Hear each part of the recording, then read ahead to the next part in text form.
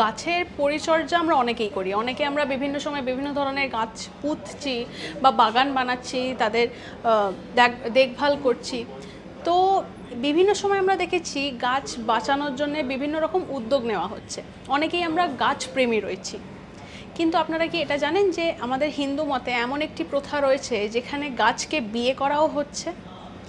এই ক্ষেত্রে কিন্তু দুটি গাছকেই মূলত বিয়ে করা হয়, সেটি হচ্ছে বট গাছ এবং অপরটি হচ্ছে কলা গাছ। কিন্তু কেন হচ্ছে?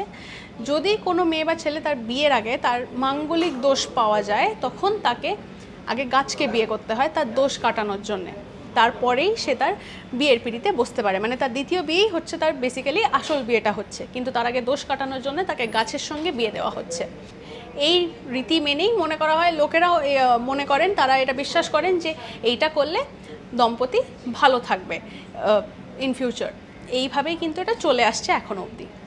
এরকম নানা আপডেটসের জন্য চোখ রাখুন আজ তাক বাংলার ইউটিউব চ্যানেলে, সাবস্ক্রাইব করতে ভুলবেন না। আমরা কিন্তু রয়েছি হোয়াটসঅ্যাপেও, তাই হোয়াটসঅ্যাপে ফলো করতে ভুলবেন না এবং সঙ্গে রাখুন আজ তাক বাংলা।